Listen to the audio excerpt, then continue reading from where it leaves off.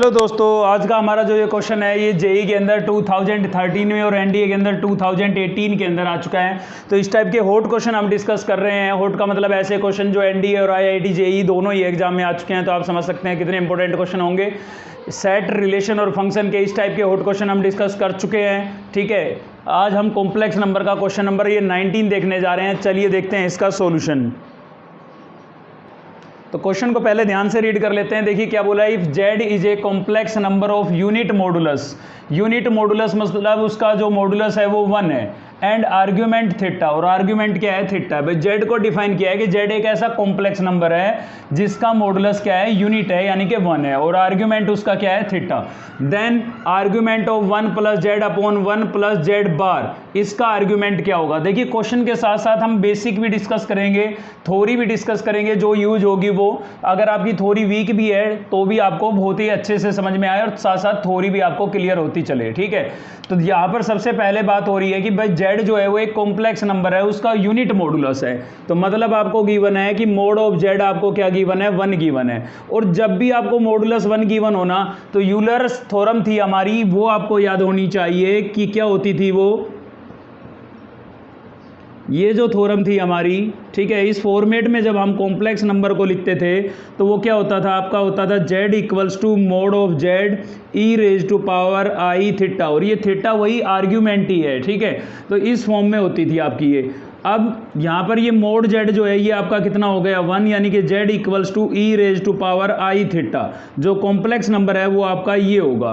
तो जब भी मोड ऑफ z आपको गिवन हो तो आपको समझ जाना है कि भाई जो z है यानी कि कॉम्प्लेक्स नंबर है वो आपका क्या है, e raise to power i theta है। ठीक है, अगर हम इस फॉर्म में लिखते हैं तो। ठीक, उसके बाद यहाँ पर इसने बोला है कि इसका जो आर्ग्यूमेंट है वो आपका क्या है, आर्ग्यूमेंट ऑफ जेड क्या है आपके पास, थीटा है। ये भी आपको गिवन है। चलिए अब इसको सिंप्लीफाई करते हैं।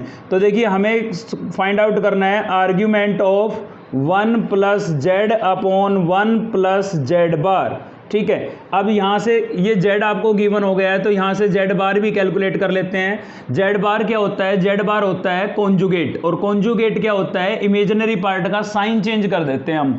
जैसे कि मान लीजिए आपके पास एक कॉम्प्लेक्स नंबर ये वाला गिवन है a प्लस आइटा b की फॉर्म में। ठीक है, तो अगर हम इसका कॉन्जुगेट कैलकुलेट करें तो इमेजिनरी पार्ट का हम साइन चेंज कर देंगे, मतलब माइनस हो जाता था। तो इस केस में भी जब इसका कॉन्जुगेट करेंगे तो आइटा का जो साइन है वो चेंज हो जाएगा, यानी कि ये क्या हो गया, e raise to power minus i theta हो गया। तो इसके बेस पर आप कह सकते हैं कि इसको मैं ऐसे भी तो लिख सकता हूं 1 upon e raise to power i theta. और आप यहां से समझ सकते हैं कि ये तो आपका क्या आ गया, वापस z आ गया।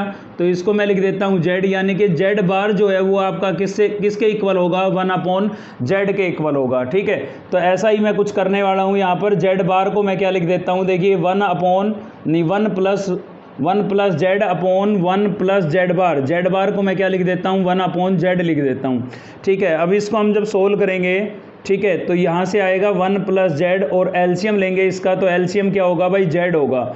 जेड को 1 से मल्टीप्लाई करूँगा, जेड प्लस 1 आ जाएगा। ठीक है, इसके अपोन में कुछ नहीं है तो आप 1 लेट कर लेंगे, और अपोन में है तो क्या होगा, रेसिप्रोकल हो जाएगा ना नीचे वाले का। तो 1 प्लस जेड अपॉन 1, और इसका रेसिप्रोकल होगा तो जेड आपका ऊपर चला जाएगा और नीचे बचेगा जेड प्लस 1। ध्यान से देखिए ये दोनों तो सेम है तो ये कैंसिल आउट हो जाएगा। अपोन में 1 लिखना कोई ज़रूरी नहीं है, तो यहाँ से बचेगा आपका आर्ग्यूमेंट ऑफ, क्या बच गया अंदर, जेड बच गया। ठीक है, तो इसको जब हमने सिंप्लीफाई किया तो ये किसके इक्वलेंट आ गया, आर्ग्यूमेंट ऑफ जेड के इक्वल आ गया। और आर्ग्यूमेंट ऑफ जेड आपका क्या होता था, थीटा होता था, यानी कि आर्ग्यूमेंट ऑफ जेड जो है वो आपका थीटा था। तो मैंने यहाँ पर इसको किसके इक्वलेंट लिख दिया, थीटा के। तो इसका जो फाइनल रिजल्ट है वो आपका क्या आया, थीटा आया है। और देख लेते हैं ऑप्शन ए में थीटा जो है आंसर ऑप्शन ए में दिया हुआ है। ठीक है, तो ऑप्शन ए जो है इस क्वेश्चन का क्या होगा, करेक्ट आंसर होगा।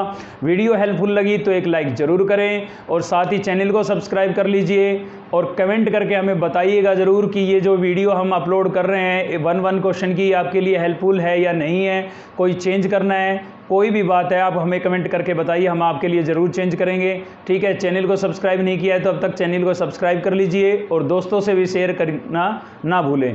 चलिए थैंक यू, मिलते हैं नेक्स्ट वीडियो में।